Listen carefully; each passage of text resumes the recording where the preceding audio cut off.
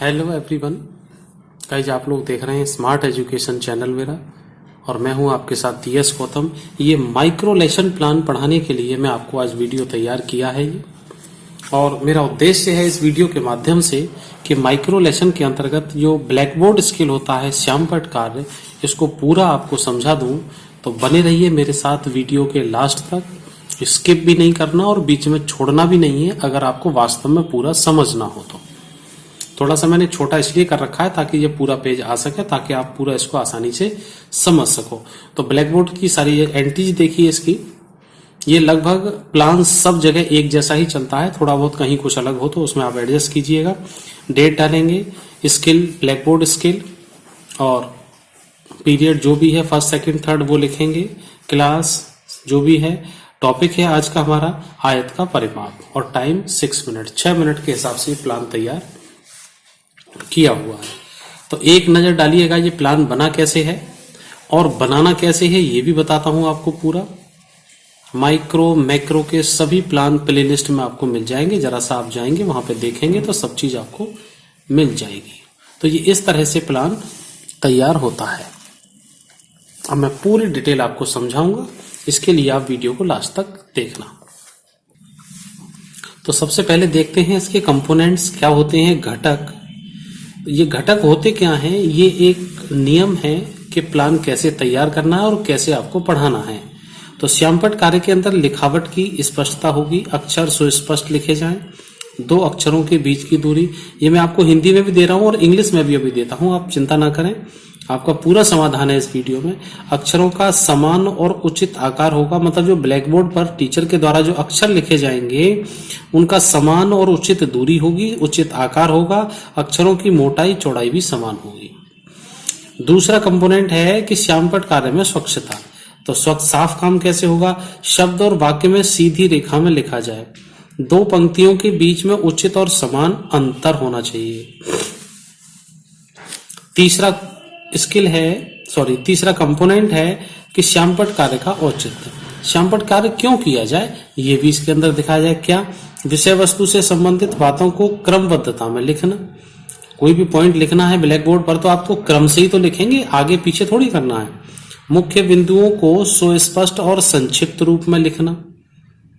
ध्यान केंद्रित करने के लिए मुख्य बातों को रेखांकित करना। ध्यान केंद्रित करने के लिए चौक का प्रयोग करना। चौक का मतलब रंगीन चौक का भी प्रयोग कर सकते हैं।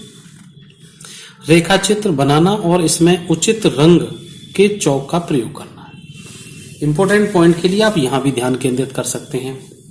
ठीक, ये ब्लैक बोर्ड पर लिखने के कुछ तरीके और मानक होते हैं, वो मैंने आपको समझाए। अब प्लान कैसे तैयार करना है इधर को देखिएगा।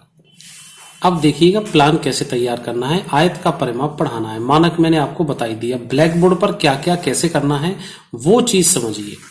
अब छात्र अध्यापिका क्रियाएं और ये छात्र छात्राएं क्रिया हैं। अब इनके अंतर्गत देखिए कि छात्राध्यापक ने एक ये ब्लैक बोर्ड पर कुछ एक आकृति बनाई, और ये क्या आकृति है ये छात्रों से पूछा जाएगा। अब दिख रहा होगा आसानी से।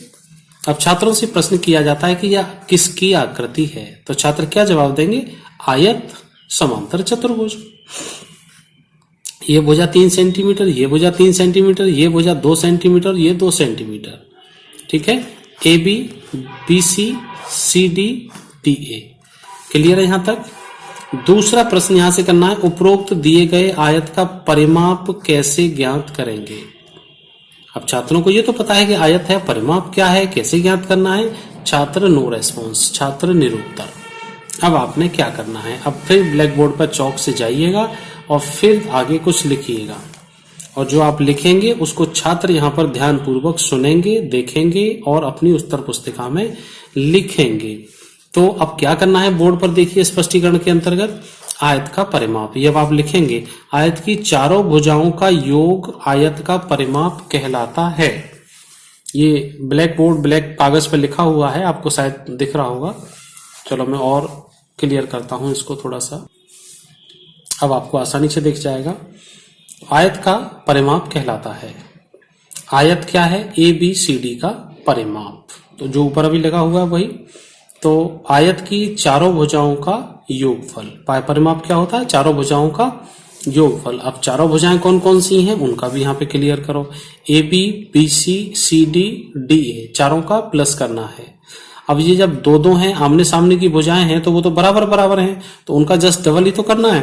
तो ए बी और बी सी, ए बी और बी सी मतलब लंबाई की और चौड़ाई की दोनों भुजाओं को योग करके 2 से मल्टीप्लाई करना, ये फॉर्मूला है, आप सब जानते हैं।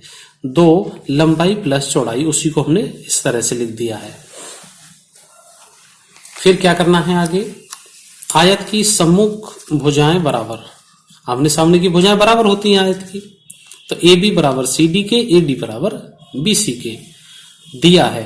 ए बी बराबर सी डी बराबर 3 सेंटीमीटर और बी सी बराबर ए डी के है, ये 2 सेंटीमीटर दिया हुआ है। तो आयत का परिमाप क्या होगा, तो 2 ब्रैकेट में लेंगे 3 + 2 सेंटीमीटर, 3 और 2 5 और 5 दूनी 10, इन दोनों को जोड़ना है, इसके साथ गुणा करना है, आपको पता है सेंटीमीटर, और आंसर आ जाएगा 10 सेंटीमीटर। तो यहां क्लियर हो गया होगा आपको इतना। थोड़ा सा 2 मिनट ज्यादा समझ लेंगे तो कोई बुराई की बात नहीं है, लेकिन आप पूरा प्लान बनाना समझ जाएंगे किसी भी टॉपिक का, किसी भी विषय का, आपके दूसरे विषयों के भी और इस विषय के आपके मैथ के भी माइक्रो और मैक्रो सभी प्लान मेरे चैनल पर उपलब्ध हैं। एक एक शब्द समझाया गया है कि यहाँ पर ये क्यों लिखा हुआ है, और ये बड़ा महत्वपूर्ण होता है इसको करना। तो आपका जिस उद्देश्य से मैं प्लान बना रहा हूं उस उद्देश्य से आप समझिएगा भी। अब एक बार दोबारा से मैं आपको फिर समझाता हूं कि क्या क्या किया, क्योंकि ये माइक्रो टीचिंग है, इसमें एक एक पॉइंट समझ जाए तो फिर जीवन भर के लिए हो जाता है। तो जो कंपोनेंट थे उनको हमने अभी फॉलो किया। ब्लैक बोर्ड पर लिखते समय लिखावट स्पष्ट थी, अक्षर पूरे लिखे हुए थे साफ, दोनों अक्षरों के बीच की दूरी भी समान थी, अक्षरों का समान और उचित आकार भी था, अक्षरों की मोटाई चौड़ाई समान थी।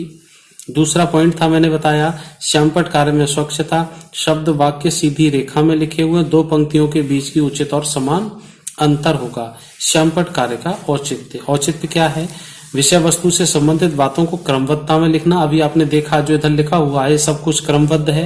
मुख्य बिंदुओं को सुस्पष्ट संक्षिप्त रूप में लिखना, वो भी लिखा हुआ है। ध्यान केंद्रित करने के लिए मुख्य बातों को ही रेखांकित करना है, तो वो यहाँ पे कर रखा है। ध्यान केंद्रित करने के लिए चौक का भी प्रयोग करना है, वो भी किया हुआ है। रेखा चित्र बनाना, इसमें उचित रंग के चौक का प्रयोग करना। तो ये सब इन चीजों का ध्यान रखना है जब आप ब्लैक बोर्ड पर बना रहे हो, लिख रहे हो, खड़े हो, 45 के एंगल पर खड़े हो, ताकि छात्र देख सकें आसानी से आपको और ब्लैक बोर्ड पर किए गए कार्य को। तो आयत का परिमाप का ये प्लान है। एक नजर फिर दोबारा से कंपोनेंट के बाद डलवा रहा हूं ताकि आप अच्छी तरह से इसको समझ सकें। आयत बनाया, 2 प्रश्न पूछे आपने, और 2 प्रश्न पूछने के बाद जब छात्र निरुत्तर हो जाते हैं तो फिर आपको स्पष्टीकरण यहाँ पर देना है, और स्पष्टीकरण के अंतर्गत उसी पर त्रिभुज की ऊपर वाले त्रिभुज का पूरा परिमाप आपको यहाँ ज्ञात करके यहाँ पर दिखाना है। तो इस तरह से ये पूरा प्लान तैयार किया जाता है। अब मैं आपको एक चीज और बता दूं कि इसके अंतर्गत टैली कैसे लगाई जाती है। तो हमारा सबसे बड़ा काम होता है लिखावट की स्पष्टता और स्वच्छता, इन दोनों का सही काम होना चाहिए। बाद बाकी तो सभी पॉइंट है ही हैं। तो इसी को मैं आपको एक पॉइंट के माध्यम से समझा दूं। जैसे मान के चलो हमारा ये दूसरा वाला स्किल है और पहला स्किल भी है, सॉरी पहला कंपोनेंट और दूसरा कंपोनेंट, ये सब यहाँ पर दिए गए हैं। इस कंपोनेंट का इधर हमने कितनी बार यूज कर लिया, तो जैसे दूसरे वाले का है तो 1 2 3 4 5 बार हमने इसमें यूज किया है, और दूसरे कंपोनेंट के सामने हमने 5 टैली लगाई, 1 2 3 4 और ये 5, और 5 के सामने रेटिंग स्केल में हमने इधर को टिक किया है। तो इस तरह से ये तैयार हो जाता है। इसी तरह से आप इसमें आगे बना सकते हैं दूसरे कंपोनेंट्स के लिए, टैली के लिए, और दूसरे वीडियो भी है, स्पेशल अलग वीडियो पड़ा हुआ है, उसमें से आप देख सकते हैं। दूसरे माइक्रो प्लान और मैक्रो प्लान भी हैं, आपके विषय के साइंस के भी हैं, वो भी आप देखिएगा। और प्लेलिस्ट में जब आप जाएंगे, ग्रामर भी है, बहुत सारे वीडियोज हैं, मैथ के, साइंस के, इंग्लिश के, सब अलग अलग अलग अलग विषय के हैं, तो वहां पर आपको मिलते हैं फिर। Till then, take care, friends.